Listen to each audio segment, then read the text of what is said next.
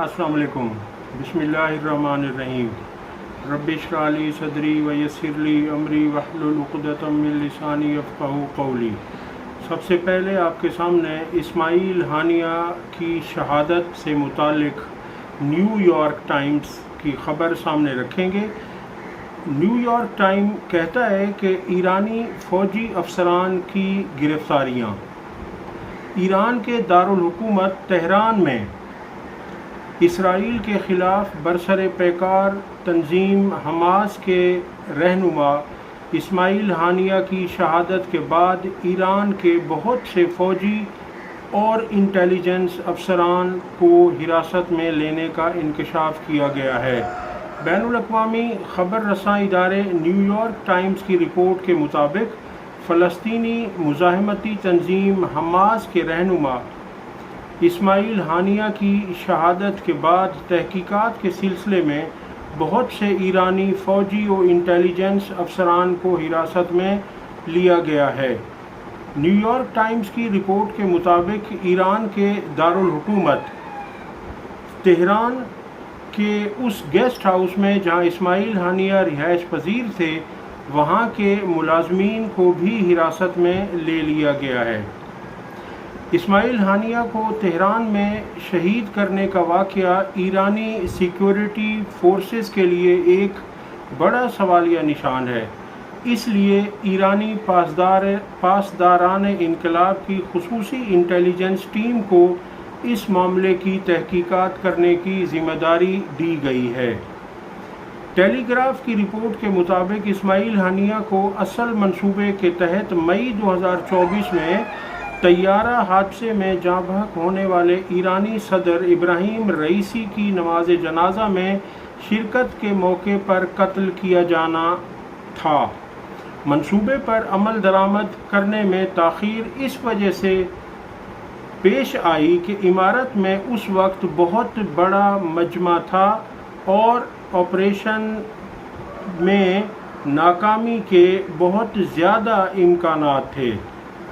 अगली ख़बर आपके सामने रखते हैं और वो ख़बर ये है कि सीनियर सहाफ़ी सुहेल वड़ाइच ने अपने कॉलम में तहरीर किया है कि मौजूदा पाकिस्तानी हुकूमत पाकिस्तानी अवाम को रिलीफ देने में बुरी तरह से नाकाम रही है।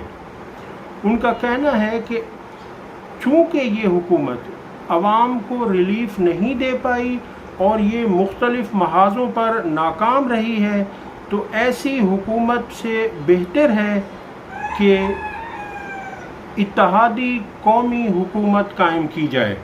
उनका कहना है कि ऐसी हुकूमत कायम की जाए जिसमें नून लीग, पीपल्स पार्टी, MQM के साथ तहरीक इंसाफ भी शामिल हो। अब ये उनका ख्याल है और उनका कहना है कि ऐसी हुकूमत कामयाब होगी जब इस हुकूमत के साथ मिलिट्री इंटेलिजेंस भी मौजूद होगी। अब उन्हें कोई समझाए कि ऐसी हुकूमत के साथ तहरीक इंसाफ क्यों बैठेगी। जो हुकूमत तहरीक इंसाफ का मैंडेट छीन कर बैठी है, तो उस हुकूमत के साथ तहरीक इंसाफ क्यों कर बैठेगी। उनका कहना था कि ये एक ऐसा राज है जैसा मशहूर रियाजीदान और दानिश्वर अर्शमीदस ने टब में नहाते हुए इतनी खुशी से वो बाहर निकला, यूरिका कहते हुए कि पा लिया, मैंने राज पा लिया। उसी तरह उन्होंने कहा कि ये एक बहुत बड़ा राज है और पाकिस्तान की तरक्की इसी राज में पिन्हा है। बात यह है कि जब हुकूमत को अवाम की तरफ से 8 फरवरी को मैंडेट ही अपोजिशन में बैठने का दिया गया था, तो उन्हें किसने कहा था कि वो धांधली करें, फॉर्म 47 बनाए और तमाम इदारों को साथ मिलाकर ज़बरदस्ती हुकूमत पर काबिज हो जाए। जिसे अवाम ने मैंडेट दिया था उसे ही हुकूमत बनाने की दावत दी जाती। दावत तो दूर की बात है, ये इन्होंने उनकी सीटें छीन कर 2/3 अक्सरियत के लिए कोशिश की کہ ہمیں یہ اکثریت مل جائے اور ہم ہر جائز اور ناجائز طریقے سے حکومت بنا لیں۔ انہیں عوام کا نہ پہلے کبھی احساس تھا نہ اب احساس ہوگا۔ اب اس میں بات ساری یہ ہے، یہ جو ساری تجاویز دی جا رہی ہیں سہیل وڑائچ صاحب کی طرف سے، یہ صرف ہے نون لیگ کو اور حکومت کو ایک سیف پیسج دینے کے لیے۔ اس کی وجہ یہ ہے کہ ان کا کہنا ہے کہ 2 سال کے لیے اتحادی قومی حکومت قائم کی جائے، اور چونکہ ملکی حالات اس طرح سے ہیں، یہ میرا تجزیہ ہے، سہیل وڑائچ نے ایسا نہیں کہا، وہ تو نون لیگ کو بچانے کے لیے ایسی تجاویز دے رہے ہیں۔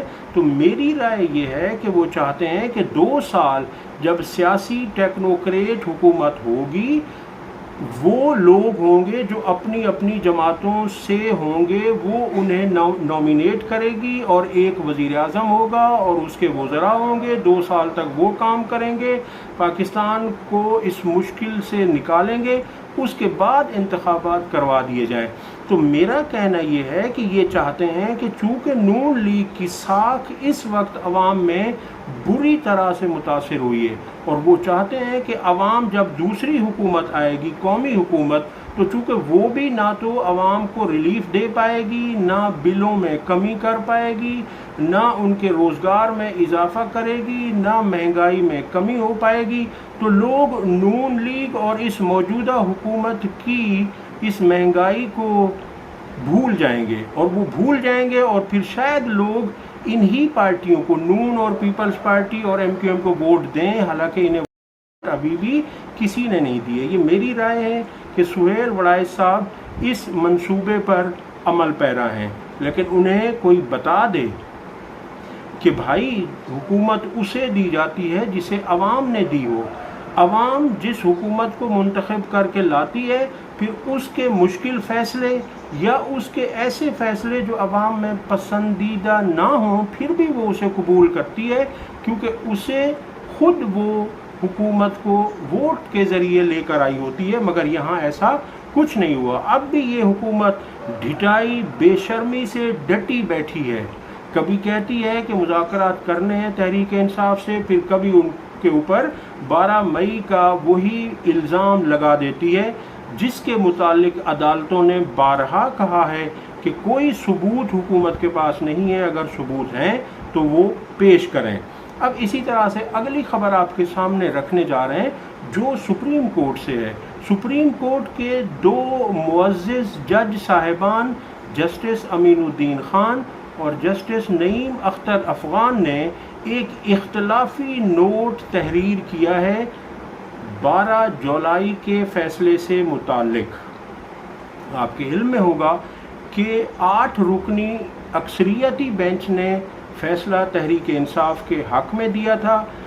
2 رکنی یہی 2 ججز صاحبان تھے، انہوں نے اختلاف کیا تھا ٹوٹلی، اور انہوں نے پشاور ہائی کورٹ کا فیصلہ اور الیکشن کمیشن کے فیصلے کو برقرار رکھا تھا، جبکہ 2 ججز صاحبان جسٹس جمال خان مندوخیل اور جسٹس قاضی فائز عیسیٰ صاحب نے فیصلہ دیا تھا کہ ہمارے 12 جنوری کے فیصلے کو الیکشن کمیشن نے غلط انٹرپریٹ کیا ہے، اس کی تشریح غلط کی ہے انہوں نے، الیکشن کمیشن نے۔ ہم نے جو فیصلہ دیا تھا 12 جنوری کو، الیکشن کمیشن نے اسے اس طرح سے نہیں لیا۔ اسی طرح سے ایک جج صاحب جسٹس یحییٰ آفریدی نے بھی اختلاف کیا تھا۔ بہرحال یہ جو 2 ججز صاحبان ہیں، ان کا تعلق قاضی فائز عیسیٰ صاحب سے بہت کلوز ہے، اور یہ انہی کے گروپ کے ججز کہلاتے ہیں۔ بدقسمتی سے سپریم کورٹ میں اب یہ گروپنگ ہو گئی ہے کہ وہاں یہ کہا جانے لگا ہے کہ یہ جج فلاں گروپ کا ہے اور یہ جج فلاں گروپ کا ہے، اور اس کی بدقسمتی سے بنیاد یا داغ بیل قاضی فائز عیسیٰ صاحب نے خود سپریم کورٹ میں ڈالی تھی، جب وہ خود سینئر پیونی جج تھے اور chief justice Umar Ata Bandial retired تھے۔ اس وقت قاضی صاحب نے اس کی بنیاد رکھی، اختلافات کی، گروپنگ کی، اور اب وہ گروپنگ کا پودا جو قاضی صاحب نے لگایا تھا، اب وہ ایک تناور درخت بن چکا ہے۔ بہرحال جو ان 2 ججز صاحبان کا چونکہ یہ اختلافی نوٹ ہے، بعض لوگ اسے فیصلہ کہہ رہے ہیں، فیصلہ اسے نہیں کہا جا سکتا، فیصلہ وہ ہوتا ہے جو اکثریتی ججز کا ہوتا ہے، اسے فیصلہ کہا جاتا ہے، یہ اختلافی نوٹ ہے۔ بلکہ میں اسے اختلافی نوٹ سے آگے انتشاری نوٹ کہوں گا، میں اسے انتقامی نوٹ کہوں گا، میں اسے اقلیتی نوٹ کہوں گا، یہ اس کے نام ہے، اور یہ نہایت بھیانک نوٹ ہے۔ اور اس نوٹ کو اگر آپ کہیں کہ یہ حکومت کی نمائندگی کر رہا ہے، حکومتی وزراء کی نمائندگی اس نوٹ سے ہو رہی ہے، تو وہ غلط نہیں ہوگا۔ میں اب یہ نوٹ آپ کے سامنے ایز اٹ از رکھنے جا رہا ہوں جو ان دو ججز صاحبان نے تحریر کیا ہے۔ یہ ہے کہ پاکستان تحریک انصاف کو مخصوص نشستیں ملنے کے کیس میں جسٹس امین الدین اور جسٹس نعیم افغان نے اختلافی نوٹ جاری کر دیا۔ سپریم کورٹ کے پی ٹی آئی کو مخصوص نشستیں ملنے کے فیصلے پر جسٹس امین الدین اور جسٹس نعیم افغان نے تفصیلی اختلافی نوٹ جاری کرتے ہوئے کہا ہے کہ پی ٹی آئی موجودہ کیس میں فریق ہی نہیں تھی۔ اختلافی نوٹ میں مزید کہا گیا کہ ایسا فیصلہ جو آئین کے مطابق نہ ہو، کوئی بھی آئینی ادارہ عمل درآمد کا پابند نہیں ہے۔ اس جملے کی بنیاد پر میں نے اسے انتشاری نوٹ کہا تھا۔ ایک دفعہ پھر سن لیجئے کہ اس انتشاری نوٹ میں ان سپریم کورٹ کے دو ججز صاحبان نے کیا فرمایا۔ دیکھیے، جب کوئی فیصلہ آ جاتا ہے تو اس پہ آپ تنقید یا اس کی تعریف کر سکتے ہیں، اس لیے انہوں نے یہ کہا، اور اسی بنیاد پر میں نے اسے انتشاری نوٹ کہا۔ وہ کہتے ہیں کہ کوئی بھی آئینی ادارہ، یعنی ان کا اشارہ الیکشن کمیشن کی طرف ہے، کہ اسے کہہ رہے ہیں کہ تم سپریم کورٹ کے اس اکثریتی فیصلے پر عمل کرنے کے پابند نہیں ہو، یعنی اسے اکسایا جا رہا ہے، اسے راستہ دکھایا جا رہا ہے ان دو معزز جج صاحبان کی طرف سے۔ وہ کہتے ہیں کہ ایسا فیصلہ جو آئین کے مطابق نہ ہو، کوئی بھی آئینی ادارہ عمل درآمد کا پابند نہیں ہے۔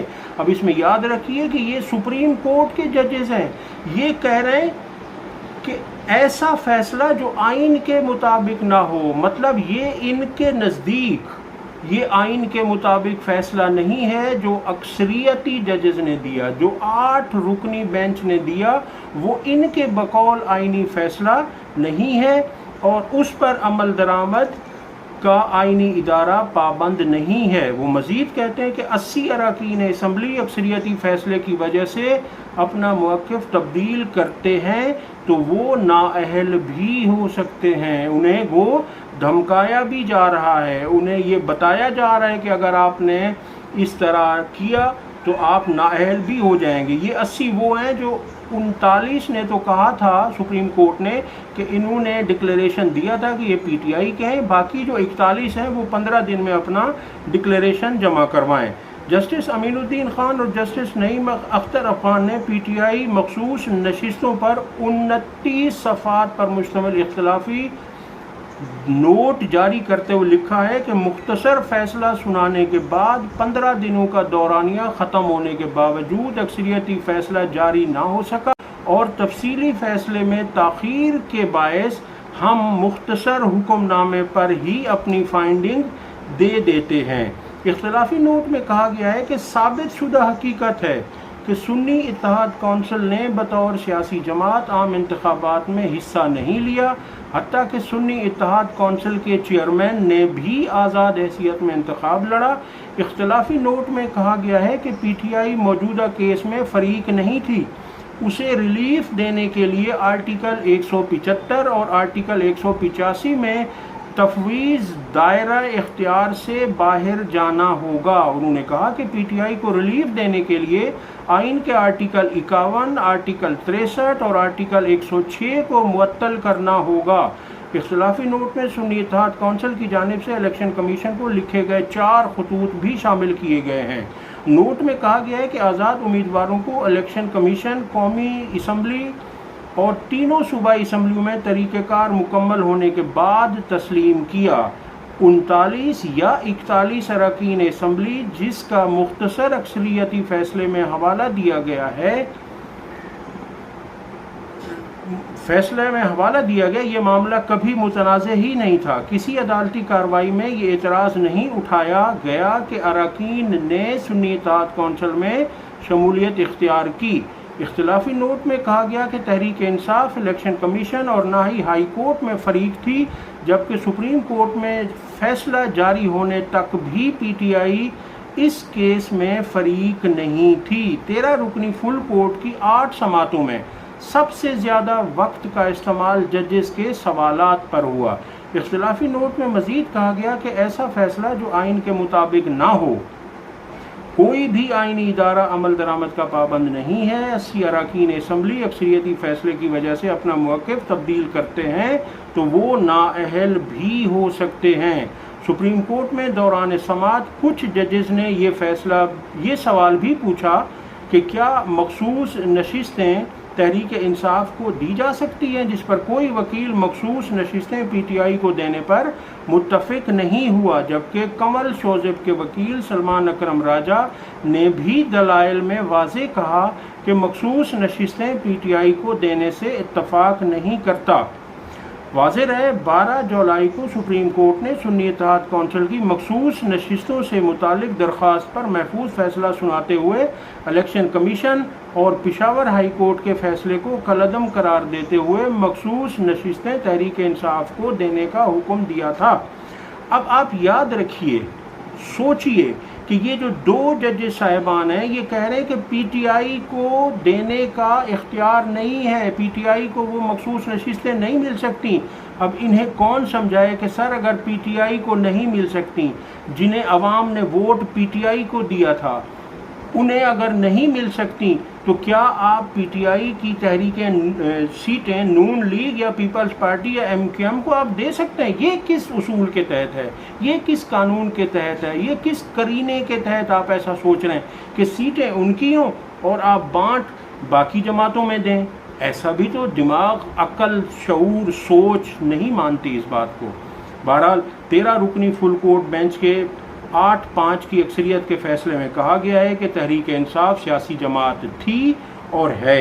پی ٹی آئی خواتین اور اقلیتی نشستوں کی حقدار ہے. انتخابی نشان نہ ملنے سے کسی سیاسی جماعت کا انتخابات میں حصہ لینے کا حق ختم نہیں ہوتا. فیصلے میں کہا گیا تھا، جو سپریم کورٹ کا اکثریتی فیصلہ تھا وہ میں پڑھ رہا ہوں ابھی، پی ٹی آئی 15 دن میں مخصوص نشستوں کے لیے اپنی فہرست جمع کرائے. 80 میں سے 39 M N As P T I سے وابستگی ظاہر کر چکے ہیں، جبکہ باقی 41 ارکان 15 دن میں پارٹی وابستگی کا حلف نامہ جمع کروا دیں.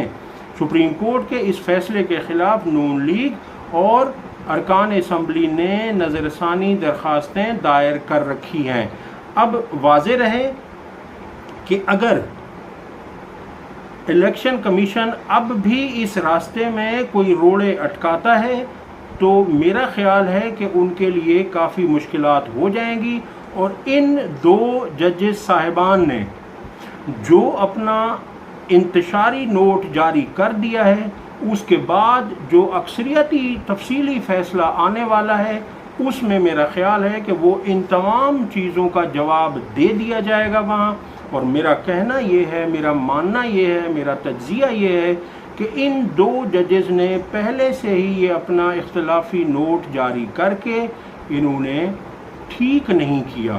باقی 8 ججز کے لیے انہیں فائدہ پہنچایا ہے. اب وہ ان کی ایک ایک بات کا جواب اپنے تفصیلی فیصلے میں دیں گے. اگلی خبر آپ کے سامنے رکھتے ہیں کہ حبیب اکرم نے کہا ہے کہ پیپلز پارٹی اور نون لیگ اپنا وجود کھو چکی ہیں اور ان کا وجود صرف فارم 47 میں ہے. ان کے پیروں کے نیچے سے فارم 47 کی بنیاد نکال لی جائے تو پیپلز پارٹی تو بچتی ہے، کیونکہ اس کی سندھ میں حکومت ہے، وہ شاید سندھ میں دوبارہ بھی حکومت بنا لیں، لیکن نون لیگ بہت چھوٹی سی جماعت بن کر رہ جائے گی، کیونکہ اب جو انہوں نے کیا ہے عوام ان سے سخت متنفر ہیں. اگلی خبر آپ کے سامنے رکھتے ہیں کہ ایک صحافی نے دعویٰ کیا ہے، وہ کہتے ہیں کہ کولا نیکسٹ کے مالک ذوالفقار احمد دل برداشتہ ہو کر بیرون ملک چلے گئے. चंद रोज़ पहले उन्हें अगवा किया गया था।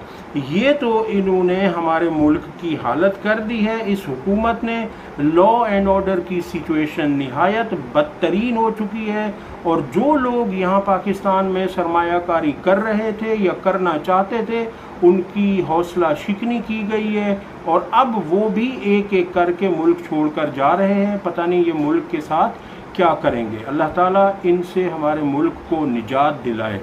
अब तक के लिए इतना ही। अगर आपको वीडियो पसंद आई हो तो इसे लाइक और शेयर ज़रूर करें और हमारे चैनल को सब्सक्राइब